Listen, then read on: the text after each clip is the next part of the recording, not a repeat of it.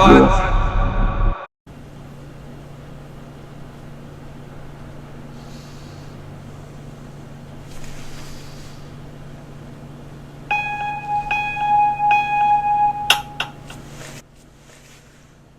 I have the new camera.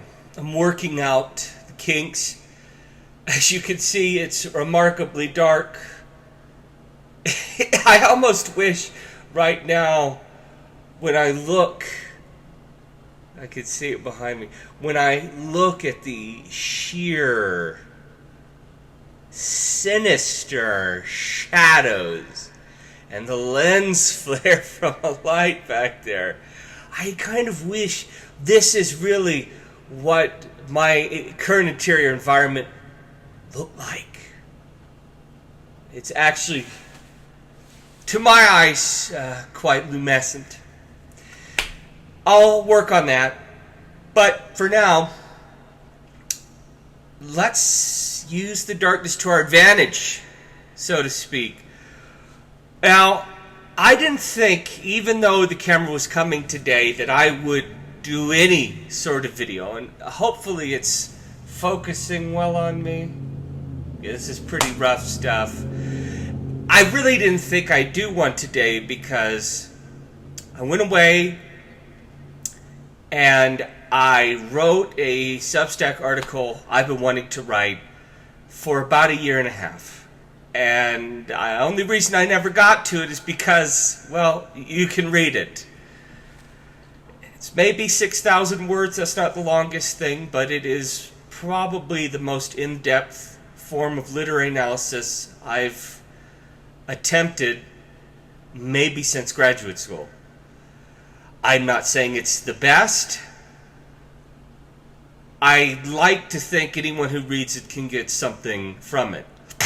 Of course, I did it on wonderful fiction from Jorge Luis Borges. Borges is an author that I'm always a little surprised how I often am the one who introduces him to the people I've met. Now, the first time I read any Borges was probably just before graduating high school. And the reason was this book, which is Andrew Hurley's Collected Fictions, or his translation of the Collected Fictions. An uncle had given it as a Christmas present many years before then. Probably when this edition actually came out. This is my own copy, and it's pretty beaten up. So like around 1998, maybe it's like the year 2000. I think I was in 6th or 7th grade. We got that as a Christmas present from my Uncle Paul. And I always thought it was a cool looking book. I didn't know a thing about it. My mother is more familiar. And one day I decided to pick it up and just start reading. And it was some of the most intricate and difficult and brilliant stories ever. And eventually I became quite hooked on Borges. Now, you'll notice, if you can read this, if it's not too dark, it's collected fictions. He did not, ficciones, he did not use the term historias or cuentas, as far as I know. He preferred fictions. And I think that leaves it in this incredibly broad, open, and admittedly postmodern semantic field. And essentially what I'm saying is, if you are handed a short story, you have so many expectations, whether you should have them or not. But for the Borges, I believe the idea of a fiction is just so incredibly wide open what it could mean. And I don't even think he necessarily believed fiction meant untrue or unreal, which is a whole other intriguing field.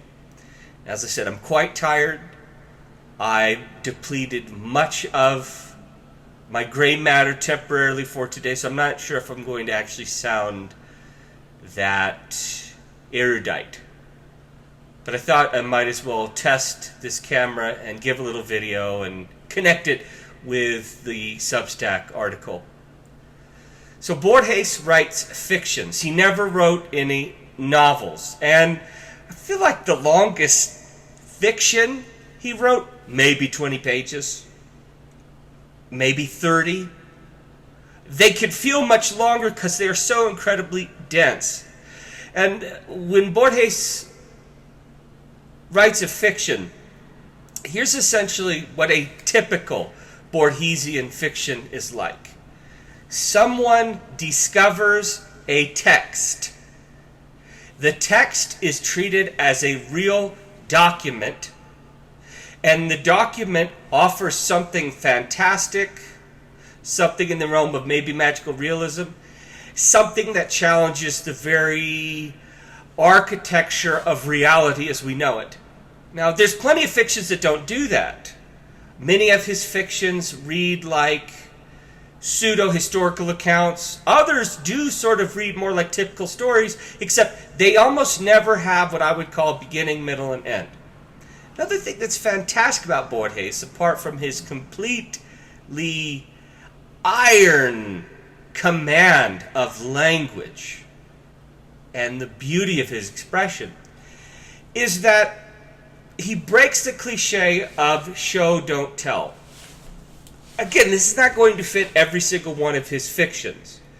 Probably one fiction it doesn't fit very well would be The Shape of the Sword, but for most of the others, including, frankly, I would say the one I reviewed and analyzed today, interpreted, which was... Come on. I'm having a moment. Of course, The Garden of Forking Paths. These fictions always tell. Now, there's a reason we say show, don't tell. There's a reason when I have my students do any sort of creative fiction, creative writing, they write fiction, they write stories, I say show, don't tell. There's a reason when I was in graduate school and I taught undergraduate creative writing classes, it was show, don't tell. We show because we want the reader to be immersed in the world that you are creating for them. But showing can be a barrier, especially if the world you're creating for them is one that's so suffused with ideas, so suffused with altering concepts and notions of the cosmos that you really just need to tell. And if you can tell well, and Borges was the best at telling well, then you don't really need to worry about showing or telling. And there are other works of more standard fiction that tell incredibly well. I can't remember the name of the author, but there's a short story which was turned into the movie The Illusionist. The movie is kind of a silly romance. I don't think it was nearly as successful as a short story, but I understand why they turned to a romance. But it's called Eisenheim the Illusionist. It's honestly one of the most Borgesian stories I've ever read, not by Borges. I imagine you could find it online very easily. I know I have. I printed out for my students. It's a fantastic work of short fiction. I think I might be able to find a URL and put it in the show notes. But that's a story that's pure telling, and it's beautiful, and it's profound. And it's really nothing like the movie with Edward Norton, Paul Giamatti. So, Borges often writes a story with a text at the center. The text is treated as real. And the text and the implications of that text within the story alter reality as we know it. Not true of every fiction, but generally the case. 2, Borges tells in his fictions, and he tells well. However, I should mention, Borges also wrote plenty of nonfiction and essays. I believe this is probably, let's see, will that focus? Yes. This is probably the most comprehensive translated collection in the English language. I don't think it's everything. He probably wrote thousands of pages of nonfiction of all kinds of things. I believe this is really, where he made his money. And they're on all kinds of subjects. But just fantastic. And finally, he was an incredibly well-accomplished poet. Now, I had a Penguin edition of his poetry, which looked just like these books, but it was red. And I lost it. And then when I started to really try to learn, and I'm still in the process of learning Spanish well, I thought, why don't I just get all those poems in Spanish? Got a used copy off eBay for like $5. And I've been doing pretty well. So, he never wrote a novel. I don't think he ever wrote anything like a screenplay. And he never wrote a play. But he wrote nonfiction, creative nonfiction, fictions, poetry. And while there were so many fantastic Latin American authors of the 20th century, and many of them were absolutely recognized and awarded for their efforts, especially the Nobel Prize of Literature, Borges is like the top of being one of the worst snubs of all time. And I don't just mean of Latin American authors, I mean of authors in general. Mishima never got it. Bolaño, another Latin American, never got it. There's plenty of others who were well-deserving, but Borges is right at the top. I guess he didn't write a novel. He was putatively sort of right-wing. It's the only thing I'm not crazy about him. He was a classical liberal, like the smartest guy, most brilliant author on the planet. And he has these dumb ideas about, like free markets. I think there was far more to it than that, but that's how he presented. And, he had issues with the Perón regime in Argentina, and I think towards the end of his life, he got some ridiculous award from Augusto Pinochet, which he was very offended by. He did not want to get that, and that probably made it just impossible for him to get the Nobel. I have no idea if he cared. I feel like I read somewhere he did. Regardless, the only reason I really wish he'd won the Nobel Prize is he would be more well-known in general. I'm positive of it. Otherwise, I don't think those awards mean a damn thing.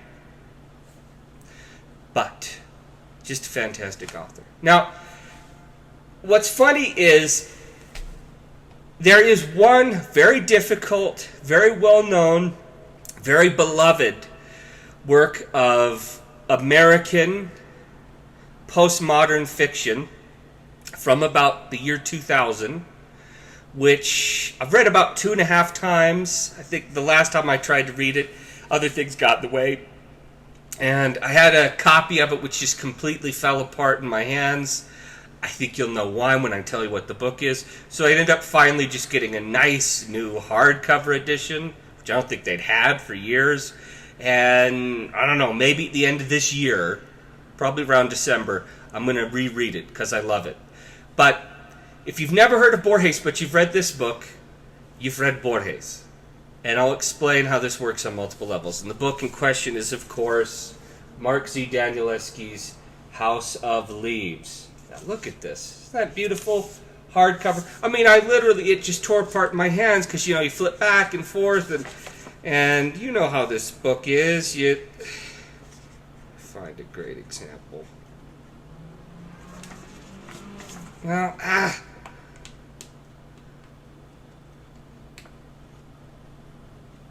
Well, I can't find a good example at the moment. Well, here we go. You look at the pages backwards and upside down, and you look at everything that's in here. I might do a video just on this book. I think many people have. I don't even know if I've written a Substack on it. I love it. It's one of the few works of fiction that has given me nightmares. It probably doesn't help that the first time I read this, I was in college and I was living technically in a basement apartment. And, what makes this a terrifying novel is the realism in it. And the fact that the Navidson house is larger on the inside than the outside. Forgetting about the Minotaur aspect and everything else, that alone, you just feel it. You know that it's true.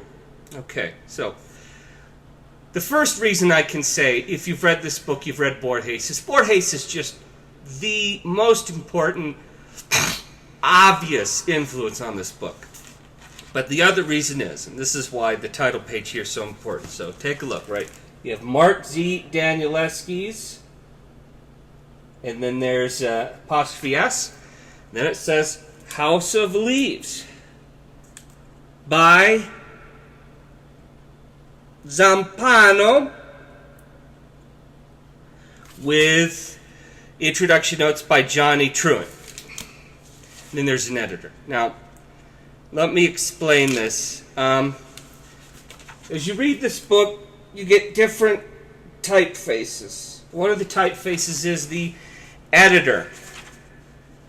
Another typeface is Johnny Truant. He's got this more traditional typewriter look. And the final typeface, which is the far more standard, I guess like Times New Roman, is Zampano. Now, I don't want to spend too much time talking about House of Leaves, but it is important for me to make the connection. What House of Leaves is, as you read it, it's presented as a work of nonfiction, and a very strange work of nonfiction. There's a real person, so to speak, right, called Johnny Truant. He is a tattoo artist apprentice. And Johnny Truant, with all kinds of weird problems and issues happening in his life, has a very strange neighbor in his building. This is in Los Angeles. A Latin American gentleman named, I don't even know if he knows his name until after he dies, but he dies, and he and his friend go into the apartment. It's this wild apartment filled with all this crazy stuff, and there's a huge manuscript called House of Leaves. What House of Leaves is a non-fiction academic study of a documentary called The Navidson Record. The Navidson Record is a documentary by Will Navidson, who I believe was a photojournalist who moves from New York City to somewhere in Virginia, more in the country. And when him and his family move into this house, he realizes the house is larger on the inside than the outside. Now, Johnny Truant gets obsessed with this manuscript and decides not only is he going to read it, he wants to publish it, and he wants to add his own notes, which ends up becoming this book with the different typefaces and all sorts of other crazy things going on. Zampano, there's an accent on the final O, is Jorge Luis Borges. That's who he is. Now, Jorge Luis Borges would almost always use a text or a book, like a written document of some kind. I don't think he ever wrote a fiction, as far as I know, with a film or film footage. But, I mean, if you just go by the rules of Roland Barthes, then all you have to say is that a film is a text. So in that case, it doesn't even matter. A film is a text, a novel is a text, a street sign is a text. Regardless, Zampano does the exact same thing that Jorge Luis Borges does. He takes a fictional document, a text, in this case a film, and he writes an entire analysis of that. I mean, there's Borges' fiction called A Survey of the Works of Herbert Quain, and I can't quite remember what that's about, and then there's, it's all over the place. So, if you've read House of Leaves, and I found lots of people have read House of Leaves and haven't heard of Jorge Luis Borges, which I think is funny. I even get the sense that Mark Z. Danielewski might even want it the other way himself. I don't know why I'm saying that, I just get that sense. But they have read him, because Borges lives in this book. He's Zampano. He's the spirit haunting this book more than anything else. So, before I leave you, let's read a few things. Let's have a bit of a reading.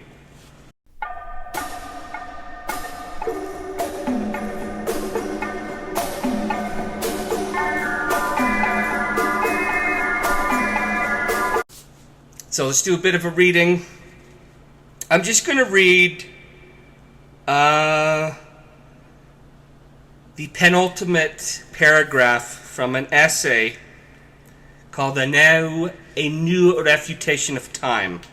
And yet, to deny temporal succession, to deny the self, to deny the astronomical universe, appear to be acts of desperation and are secret consolations. Our destiny, unlike the hell of Swedenborg and the hell of Tibetan mythology, is not terrifying because it is unreal. It is terrifying because it is irreversible and iron-bound. Time is the substance of which I am made. Time is a river that sweeps me along, but I am the river. It is a tiger that mangles me, but I am the tiger. It is a fire that consumes me, but I am the fire. The world, unfortunately, is real. I, unfortunately, am Borges. One thing I should mention, Borges, and I can't remember when this was, I don't think he was terribly elderly, did end up losing his sight. Let's say about halfway through his life. I don't think he was very, very old. Maybe I'm wrong. And many of the famous photos you see of him, he's blind. In the William F. Buckley firing line interview, he's blind. And he's got a wonderful piece called Borges and I about that blindness. But instead, I'm going to read one of his fictions. It's very short. Many of his fictions are very short. And in this case, the text is going to be a legend, but it's still going to kind of have that basic structure. A text is treated as real, and it alters how we understand reality. Okay. The Two Kings and the Two Labyrinths. Anytime there's a labyrinth, Borges is there, hiding. And what's interesting is, so often is the case, there's a footnote immediately, that little superscript I, and it says, this is the story to be read by the rector from his pulpit. And this is in reference, because so many of his works interlock and intermingle with one another, to something said in a previous fiction on a previous page. But just keep that in mind. It's being treated as a real document. It is said by men worthy of belief, although Allah's knowledge is greater, that in the first days there was a king of the Isles of Babylonia who called together his architects and his priests and bade them build him a labyrinth so confused and so subtle that the most prudent men would not venture to enter it, and those who did would lose their way. Most unseemly was the edifice that resulted, for it is the prerogative of God, not man, to strike confusion and inspire wonder.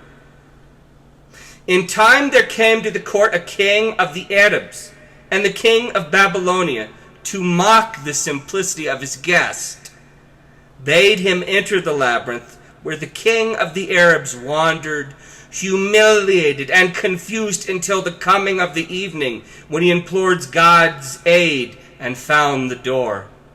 His lips offered no complaint, though he said to the king of Babylonia that in his land he had another labyrinth, and Allah willing, he would see that someday the king of Babylonia made its acquaintance. Then he returned to Arabia with his captains and his wardens, and he wreaked such havoc upon the kingdoms of Babylonia, and with such great blessings by fortune, that he brought low its castles, crushed its people, and took the king of Babylonia himself captive. He tied him atop a swift-footed camel and led him into the desert. 3 days they rode. And then he said to him, O king of time and substance and cipher of the century, in Babylonia didst thou attempt to make me lose my way in a labyrinth of brass with many stairways, doors, and walls. Now the powerful one has seen fit to allow me to show thee mine, which has no stairways to climb, nor doors to force, no wearying galleries to wander through, nor walls to impede thy passage. Then he untied the bonds of the king of Babylonia and abandoned him in the middle of the desert, where he died of hunger and thirst. Glory to him who does not die. So, first video with the new camera, hopefully not too unseemly unwieldy, getting a little more polished here and there. Have a wonderful time.